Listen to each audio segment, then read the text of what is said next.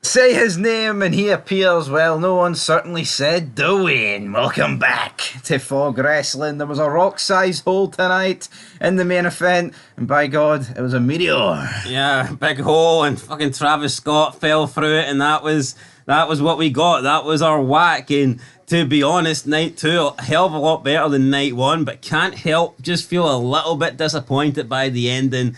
You see Travis Scott, you're thinking, well, here, if Travis Scott's there, then The Rock must be behind him. But nah, The Rock wasn't there, and I just don't see the point, man. See if you've not got The Rock, then why do you need Travis Scott? See if The Rock's not there to help Cena, then Cena doesn't need help. It makes me think, though, the whole reason they introduced Travis Scott at Toronto was because they knew The Rock couldn't do Mania. Yes, but look at the people that got involved last year to help Cody Rhodes defeat Roman Reigns. And look who's helping Cena this year to defeat Cody Rhodes. Some rapper. Cody Rhodes, you know what I mean? Some rapper.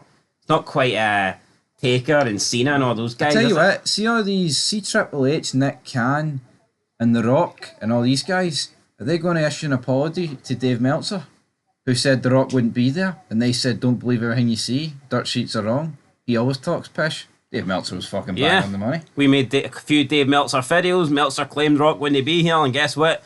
The Rock wasn't here. But you know what? We will talk about who was here. So, I mean, the night started off good with a really good title match, and we got another good title match, Intercontinental title. You know, this just shows me that sometimes you can have good multi-person matches at Mania. The singles matches that had no titles on the line, though, let's be honest, they did suck. Drew McIntyre, Damian Priest, and Logan Paul, AJ Styles just did absolutely nothing for me.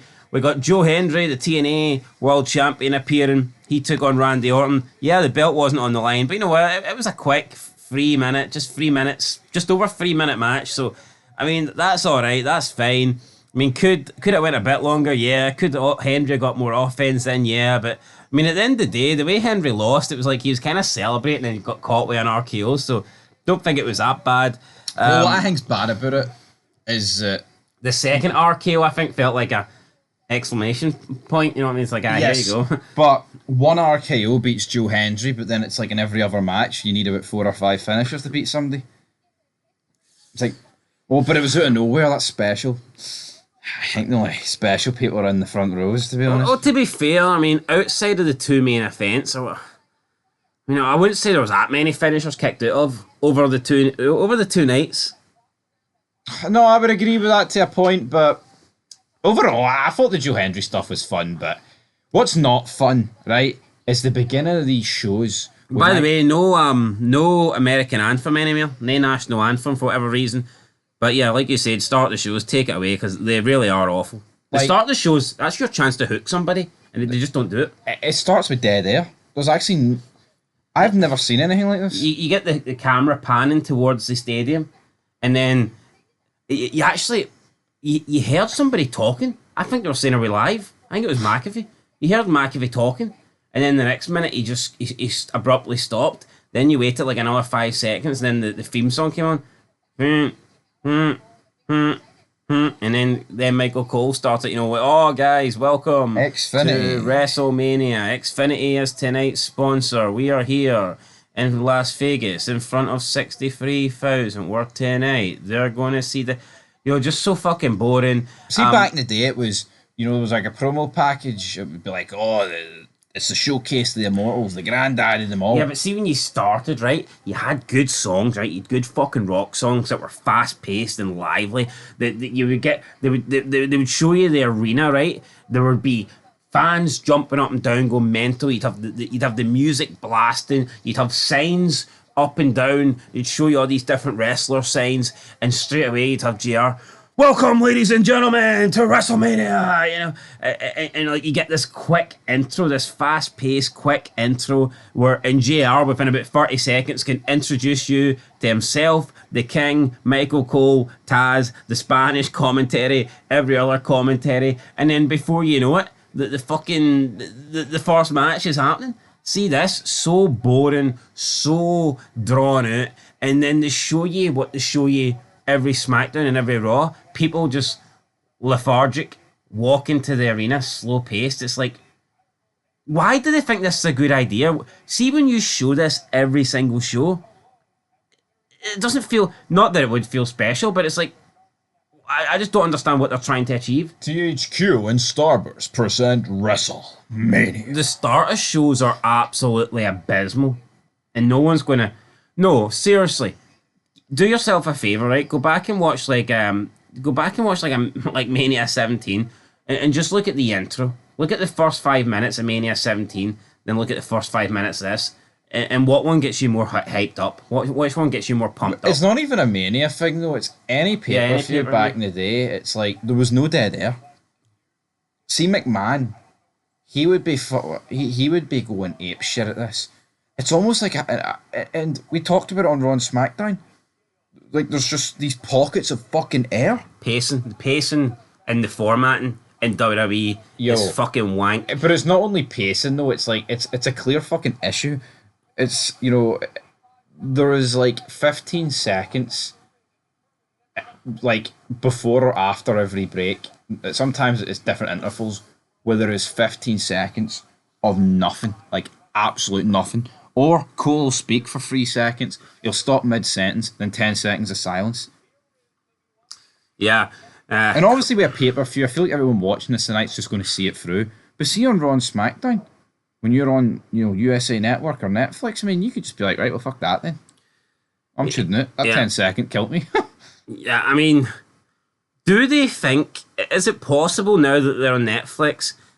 I'm not saying this is the reason they do it, but do they think, like, it doesn't need to be as good, or they can make it more boring and drawn out because people are on Netflix and they're maybe less likely to switch over? But they do it on SmackDown as well. Yeah, but I'm just saying, I know they do, but do you think anybody thinks that? Is that a reasoning where they're thinking, hold on, it's easier if you're on cable just to switch up a channel, whereas if you're Netflix and you're clicked onto a show, it requires a wee bit more effort to back out and then, find something else to look for. No, it does. Because see on Netflix is different, right, from TV.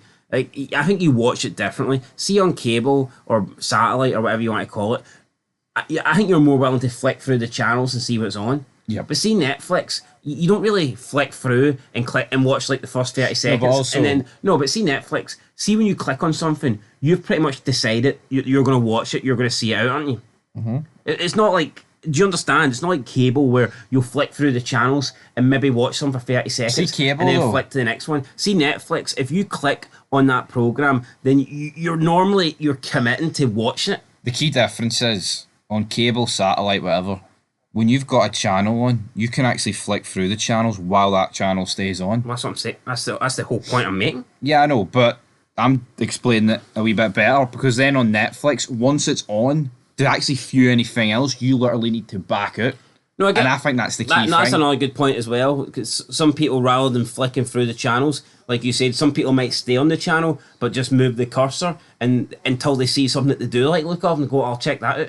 Whereas I think with Netflix, if you start something, you're kind of committed to it. And as we know, with Dynamite, with the Big Bang Theory lead-in, how many people do you think watch the Big Bang Theory and then spend 5 minutes during quarter one of Dynamite trying to find something while hovering over the channel? That could be it, like, you know what I mean? But anyway, less about Dynamite and more about shite. Yeah, so let's get into the show. It kicks off Women's World Heavyweight Championship match, or WWE. I don't know what this belt is, but it's the Io Sky belt. Good match. Great match. Arguably match of the weekend. I think so anyway. I think it's up there. I actually thought it was better than the men's triple threat. I think it was more of a wrestling match. I think it was... It wasn't as long. I don't think it was dragged out. I felt like there was just more wrestling in it rather than just a finish or spam fest. Only problem is I thought the build-up sucked and therefore maybe didn't care as much about the match, but it had a title on the line as well, which certainly helps because the other match only had 65-year-old fat boy Paul Heyman on the line, and who really wants to take that home at the end of the night? Io Sky wins with the moonsault off the top rope, crashes on top of Rhea Ripley, but then pins Bianca Belair.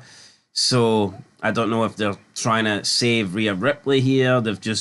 Bianca Belair's lost her record. Weird. Io Sky's unbeaten in triple threat matches. That continues to be the same. I guess I've always defended Io Sky on this channel for being a good worker, which she is, but I mean, you need to be more than a good worker in wrestling. Like, I mean, Yeah, she was on the press conference after the show, and it's like she doesn't answer anything. She came out and spoke in Japanese and went, and then spoke in English and was like, "My title," then left.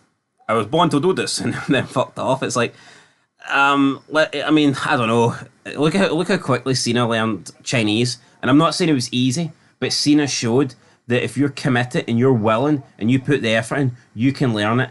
And I don't care learning Chinese. And it's easy for you to say from a perspective of someone that speaks English. Nah, bullshit. Learning Chinese would be 10 times more difficult than learning English. Listen, Mandarin's the toughest language to learn. See people that don't speak either language. They will see someone that only speaks Spanish. See if they learn both. They will fucking tell you it's way easier to learn English than it is Mandarin. Yep, of course. So I'd say English is one of the easiest ones. So I just don't understand. And before anybody, oh, she's Japanese. I know she's Japanese. I'm just pointing at the fact that Cena learned Chinese and Mandarin is... We're not Carlito. Yeah. We're educated. We're cool. Anyway, point is, like, if Cena can do it, then why can't Io Sky? But it's not just an English thing, right? See if an American wrestler wants to wrestle in Mexico for 10 years, I think he's going to need to learn a bit of Spanish. Aye, 100%. And it's the same if... Like, I bet you, right? I don't really know for sure, but I bet you, like, Kenny Omega can speak decent Japanese. He'd have to. Yeah, like the basics. He would have to. All those guys that went to Japan. I would argue. I think Kenny Omega would speak way better Japanese than Io Sky speaks English. I can't prove it, but I'd be willing to take that bet. But like you said, this match was good. But I'm not saying the match sucked because of this, but I feel like a match to a degree can only be as good as its story. It's like, see, when we talk about the greatest matches in history, there's a fucking story behind them. This one's was pish, but the match on the night was good. But I feel like... But you don't care about it as much as you do other matches because the story? Yeah, like if this match had a story like the Naomi Jade stuff, you'd be putting this match a lot higher. The IC title match was great as well, but it had no story, so it's like, you're not as invested as you possibly could be. Anyway, Io Sky wins, Bianca Belair, Rhea Ripley both lose. I just think that she needs to do so. I mean... You just can't. You're not going to become a great by simply being a great worker, which she is, and I think she's the best, probably best in-ring worker they've got in the women's division. But it's just not enough. I look at Asuka, I look at Nakamura. Their English isn't great, but fuck me, their English in comparison to Io Sky's English, I think does feel great. No, and I think Asuka and Nakamura, we've seen over the years where they've been able to kind of, as a heel, they've been able to kind of like cut somewhat comedic broken English promos. Aye. Whereas, I don't know, when Io Sky speaks broken English, it's awful. Decent. I think they make broken English work. Good start to the show. Unlike night one, I think Jey Uso Gunther was just a bit... Oh, you compare the openings, man. Holy shit, this was way better. But look, get her a manager or something, or get her, I don't know, turn her heel, or get her to learn English. Do something. Yeah, because that's the next step here. You know what I mean? That is it at the end of the day. Or else, what is the title reign just going to be? Having decent matches until you lose the belt? I mean, but see if you actually think of it, right? See if Drew McIntyre has to go to a dialect coach to make his accent sound more American, then fucking Io Sky should have to learn English. Yeah, no, 100%. Only seems fair. Like Drew McIntyre can speak English, but they forced him to change his accent to make it more understandable. Well, now, what's worse? I'd argue fucking up Drew McIntyre's voice is worse than making her speak English. Definitely. And he's not the only one. There's loads of fucking people. Right, let's move on though. You mentioned Drew McIntyre. Second match of the night. Drew McIntyre, Damian Priest, the Sin City street fight, the garbage match, the match that nobody cared for. But I tell you what, it wasn't the worst match of the night. But Michael Cole had some really bad commentary calls, which he did all night, to be fair. It's a Michael Cole, you know, opening match, Rhea Ripley hit the Riptide. Cole didn't even call the move. And then afterwards, when Bianca kicked out, he just went, "Oh, Bianca kicks out at 2.5." Like, what do you mean, "Oh, Bianca kicks out at 2.5"? Like, this is a fucking finisher. Call the spot and then call the kick out and make us fucking believe that match should have ended right there, but Bianca somehow found this superhuman strength or something, or this, every last will in her body to kick out. But Cole's making it like she kicked out a drop kick or something. I mean, absolute joke of a human being. Doesn't matter what it is, man, sport-wise in this. See if the commentary doesn't sell it, it's not as good. See if someone throws an 80-yard Hail Mary. See, unless the commentary puts it over, it's just going to... Oh, that wasn't it. It's not going to seem as good. Yeah, it's the same way... You think of moments in sports. Aguero! Yeah, you think of moments in sports. Like, I mean, you think of the greatest WWE moments. They're all with Jim Ross calling them. Yep. There's a reason for that. Mick Foley. Anyway, we've got a Future Shock DDT on the steel steps. Michael Cole just calls it the Future Shock DDT. Doesn't even reference the fact that it was on steel steps. And didn't even make a big deal that Damian Priest kicked out. Didn't even say during the kick, during the pin that's going to do it. Just didn't even. Just said, Future Shock DDT, and then the next thing we know, Priest kicks out at 2.5. I mean, what's the point of doing this move on the steel steps if he's not going to sell it? For all we know, he could have done this. He could have done this move on a bouncy castle. I mean, he could have done this move onto the Play-Doh. He could have done this move onto a pillow. Because Michael Cole was making it like there was nothing there. It was just very tame. We know street fights and WWE are shit, but fuck me, it's Mania, man. Push the envelope a wee bit. McIntyre's taking selfies. Like we've said before, there's just certain match types that are outdated because they refuse to actually do anything that they used to be like. It's like the chamber match. It's like a bouncy castle. And this is no different. It's like, they're just, even the table spots, it's like, he gets pushed through. It's so funny. McIntyre wins, but where is anything? But then at the same, it's kind of damned if they do, damned if they don't. Would you rather them have used the fake barbed wire in this match? No. Because it's shite. That does bother me. Yeah, and it bothers me too, but Drew wins. We move on. It was Fatal 4-Way match up next, the IC Championship, like you said. This was another good match. Finn, Penta, Dom, Braun. I just think Penta stuck it like a sore thumb, though. Yeah, if there was going to be someone that maybe shouldn't have been in it, could have been this guy. Like, I understand why Penta's in it, right? But I feel like this match would have almost been better if he wasn't in it and he was replaced by Carlito.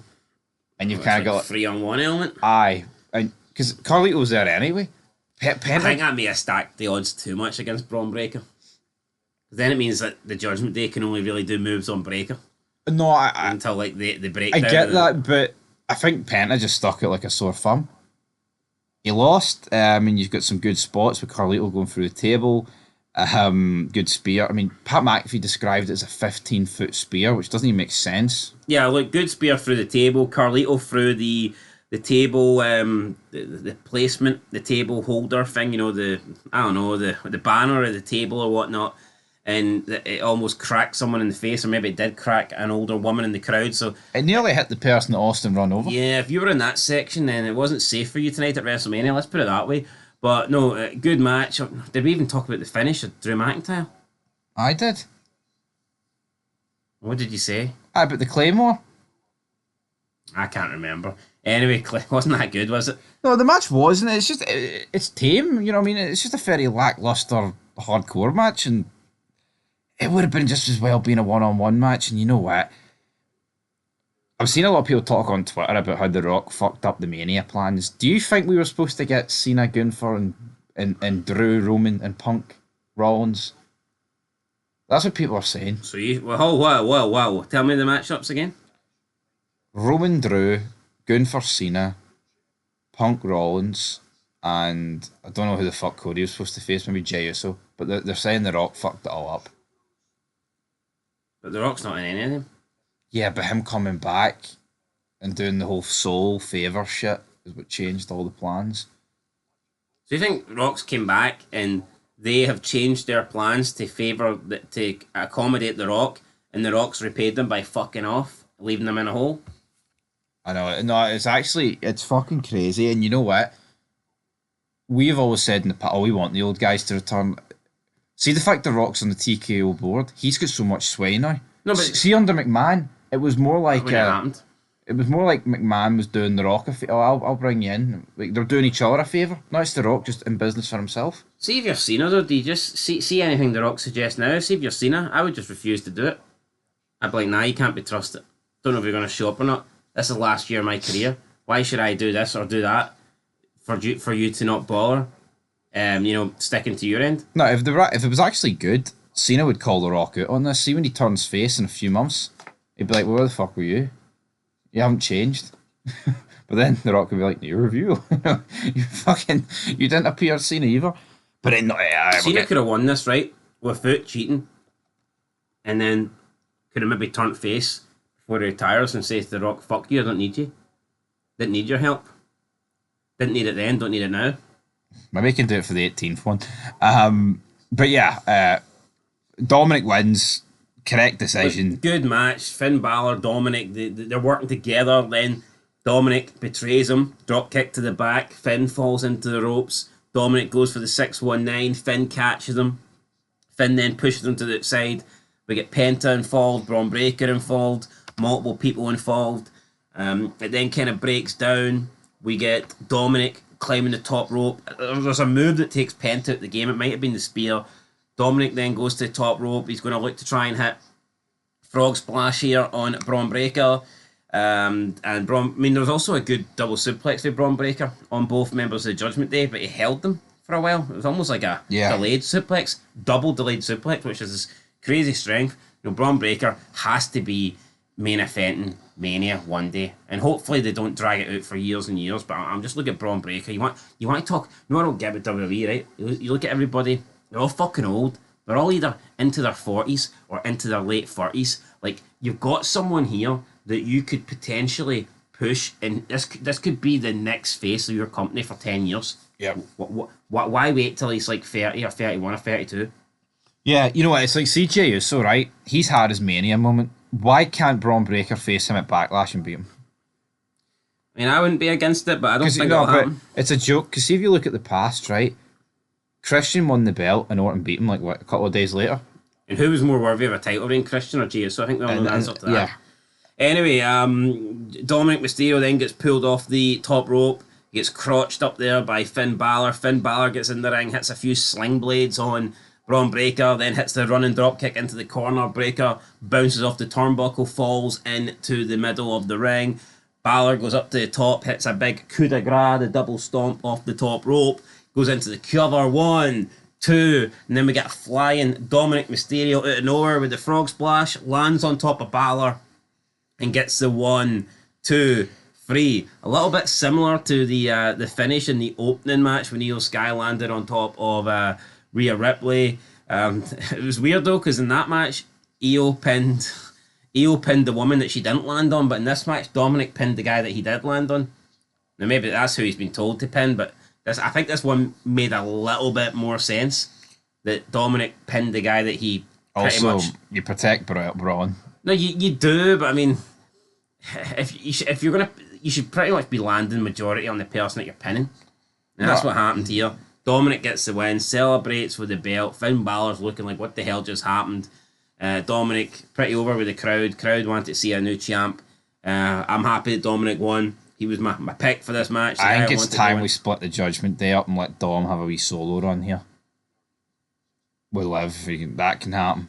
He can face Balor at Backlash, but the Judgment Day has been a thing for 3 years, man. Yeah, I mean, this either the Judgment Day is going to get split, or I imagine that Dominic or Finn Balor will be kicked out. I mean, could we see Balor getting kicked out and have Dominic take the leader position of the I mean, that'd be something new. Maybe give him more spotlight. Maybe treat him as an upper mid card guy. I mean, that could happen. I could see Dominic leading the Judgment Day, but I mean, at the moment, it's kind of falling apart. Finn Balor won't be happy about this. Liv Morgan and Raquel lost their titles. You've got Carlito just standing in the background playing WWE 2K25 like a loser, and you've got the other guy with the big head who's out injured for about 3 months. So yeah, Judgment Day not looking too good. But you see, like, Bloodline, I mean, that came to an end. I mean, all factions come to an end. And you got to wonder, is the Judgment Day's time running out? It's running out, man. See, when you're not at the top, I think it's harder for a faction to maintain itself. And they're not at the top. I kind of like the faction, but, I mean, we'll see. No, but name me the longest faction in WWE history that wasn't, like, at the top.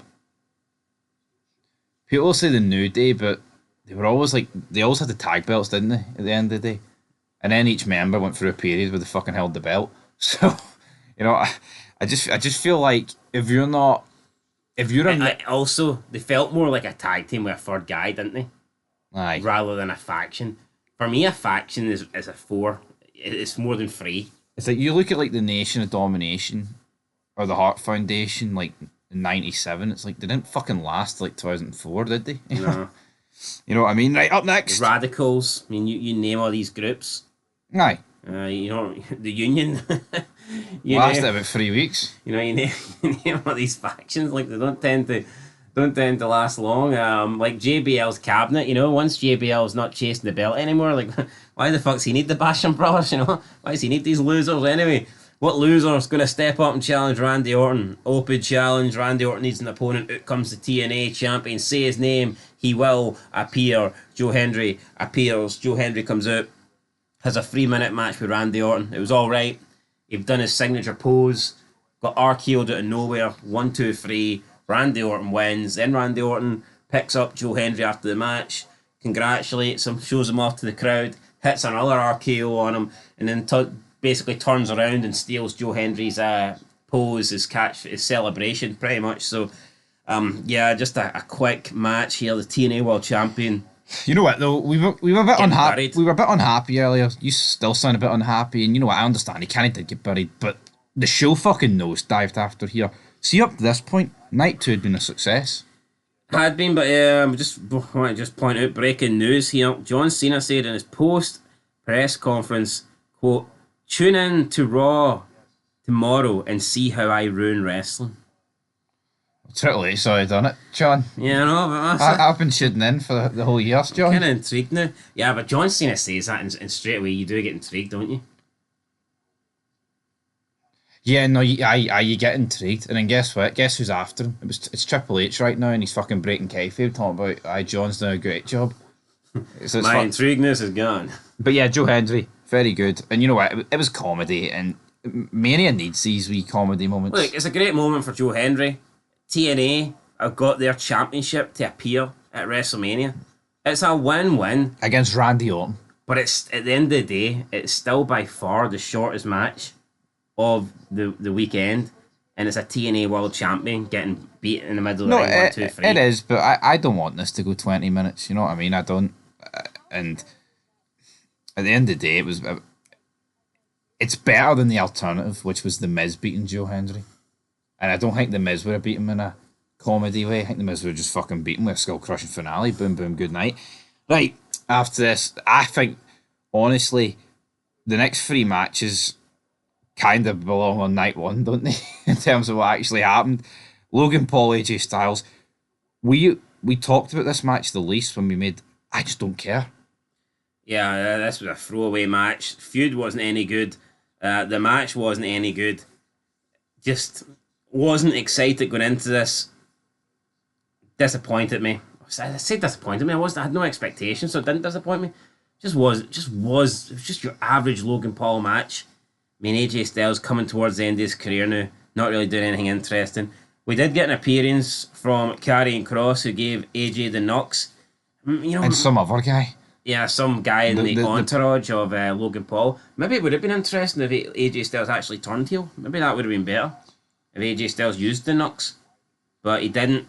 And, I mean, who knows? Maybe they're going to have a AJ Karrion Kross match at Backlash. God knows why, but that could be the direction. Logan Paul gets the win, though.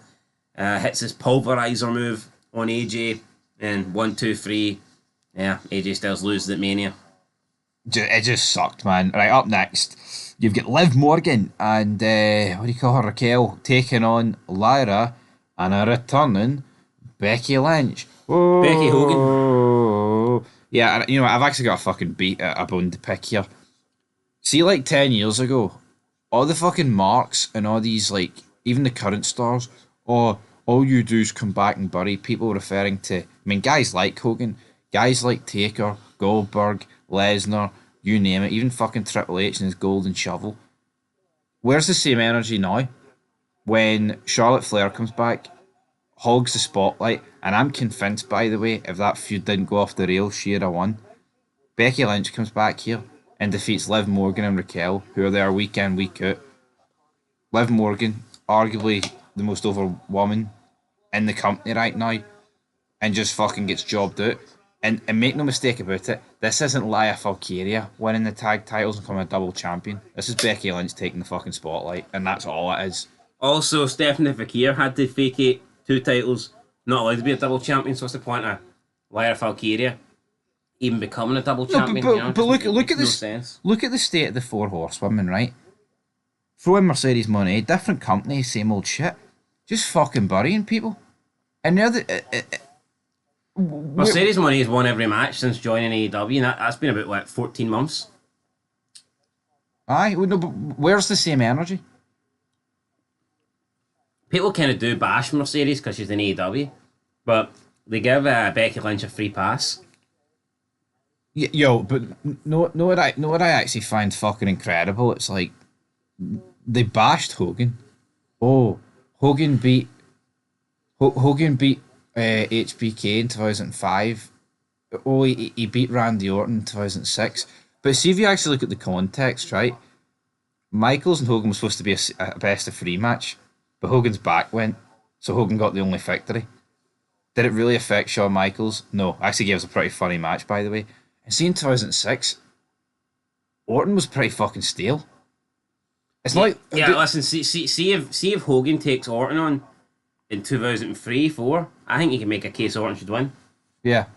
Or even in like 2007-8, when Orton's way more up the card and he's winning titles against Cena.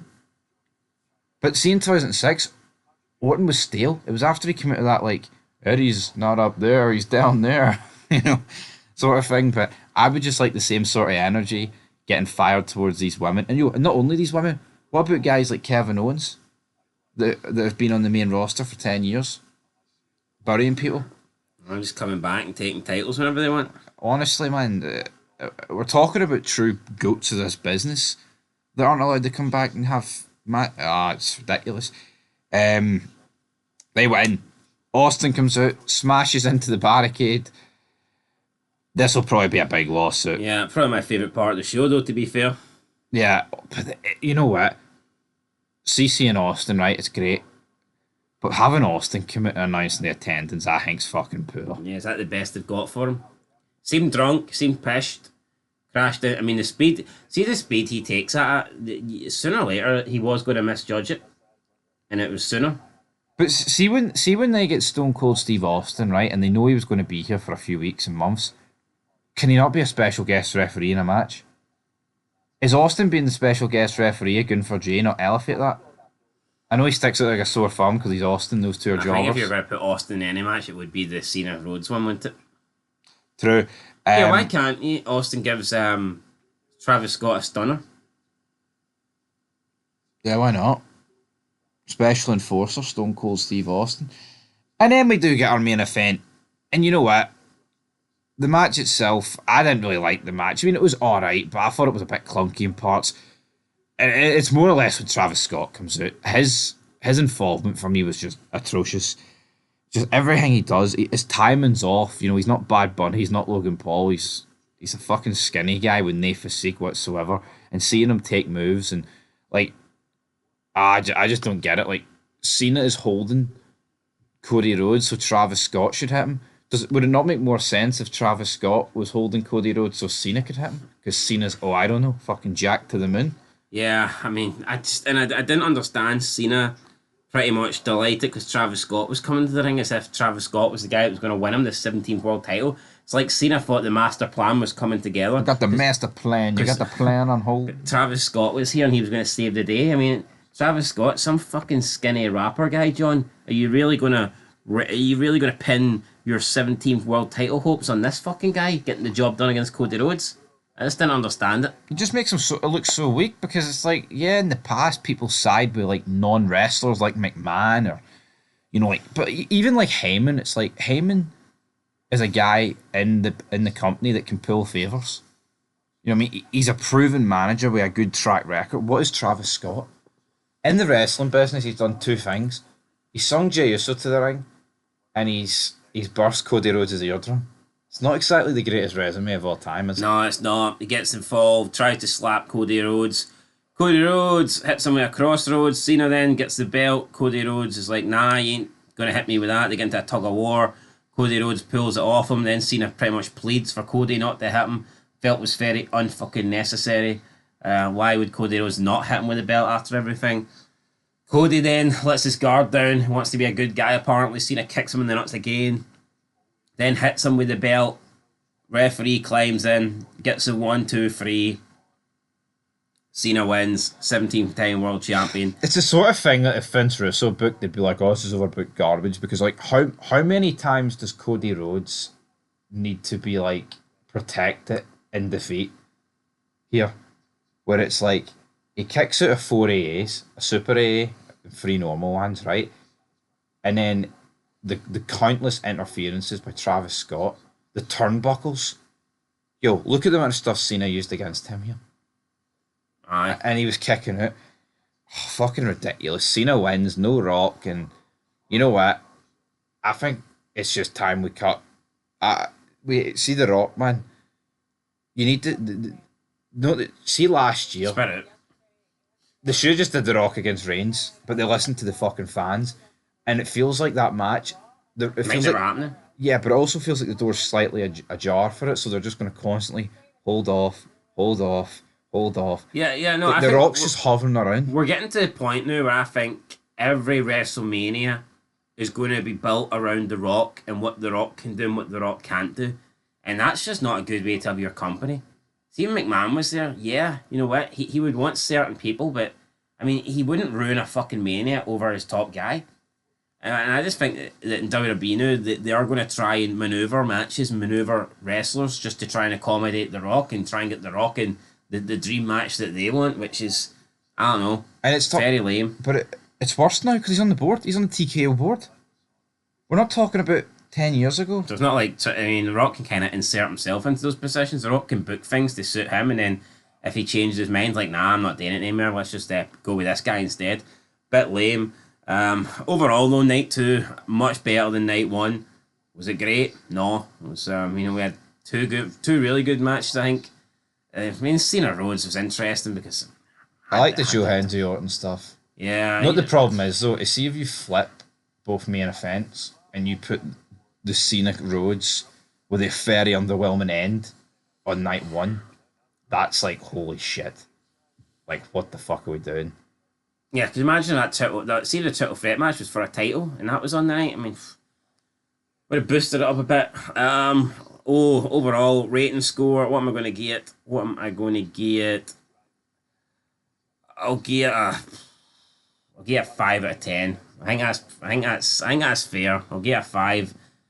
Straight down the middle. I mean, Cole, the commentary fucking sucks. Actually, you know, McIntyre sucks. Let me just fucking stop you right there, actually. So numerous things here with this main event that was wrong. Travis Scott comes out and Michael Cole goes, that's the man that was at WWE World earlier. Yeah, never mind that's the guy that Cena's been colliding with, or that's the guy, or colluding with, sorry, or that's the man that burst the eardrum of Cody Rhodes. Yeah, his big takeaway is, that's the guy who was at WWE World earlier. Who gives a fuck if he was at WWE World? Who gives a fuck if he was at Disneyland or McDonald's or who, or if he was recording a song earlier? I mean, who cares? The thing that matters is now he's here. He's here. And then the second thing, so they're trying to put over Cena as a bastard heel. He's like, oh my god, he's fucking did this, he's done that, he's got even dirtier than we thought he could with Travis Scott. And then Michael Cole goes, I'd like to say a big congratulations to Wade Barrett on his first WrestleMania commentary gig. Way to take your sell at the moment, like. Imagine Austin McMahon, because he done it when they were raising each other's hands, by the way. Imagine Mania 17, Austin McMahon, the show's about to go off the air, they're shaking hands, and JR's, instead of saying, why Austin, JR says, yeah, shout out to Paul Heyman, called his first WrestleMania tonight from the commentary desk. I mean, who gives a fuck? I know. Like, it takes you out the moment. I mean, it's not breaking kayfabe, but it's fucking retarded is what it is. And then Wade Barrett started the show, last night these two took my WrestleMania virginity. And it's like, mate, you've already had fucking matches at Mania. What means more? It's garbage, isn't it? No, but see when Austin, like, special guest Goldberg and Brock and then the mighty fall off into Cole and King. Did he come out and say that? No, of course he didn't, because the guy's main event at Mania, won titles at Mania. It's for no. See McAfee, he's drugged out as melon, comes out with retarded references, right? Michael Cole is a goofball of the fucking highest order, and Wade Barrett is a brain dead donkey. It is the worst comment. No, I think that's the worst 3-man commentary team I've ever heard. It's not good, is it? It's not good. See, as much as I don't like Corey Graves, I think he at least keeps it professional to a point. You think Corey Graves has got right to feel hard done by? I think so. Because I think he keeps a bit of integrity. I think these three, it's like the inmates are on the asylum. And do you think it's almost a dig at Corey Graves? Here, we're going to actually make it a 3-man commentary this year, but we're not going to put you in it. We're going to put Wade Barrett in it. No, but I see Wade Barrett, right? Why are they making such a big deal of him, like commentating on Mania? Big fucking whoop, man. Cena's won a 17th time world title. And this guy's talking about Wade Barrett on the commentary. This is a moment that I honestly don't think in our lifetime someone will win 18. So why is Michael Cole talking about Wade Barrett, who'll probably main event next year's Mania? Yeah, anyway, guys, Cena wins. I just wish the build-up could have been better. I'll give it a 4, so that's a 4.5 out of 10. You know, if the main event was good... 3 points higher than the night one. If they delivered like they could on the main event, you could maybe get like a 6 out of 10. But they didn't. And Becky Hogan, Logan Paul, Styles, and Drew was a bit shite, wasn't it? So kind of let it down. But yeah, best show of the weekend. Will Raw be able to top it though? Who knows? John Cena's going to be there. He said he's going to ruin wrestling tomorrow night, so tune in to see. That's it though. Till next time, Fog Wrestling. Peace out.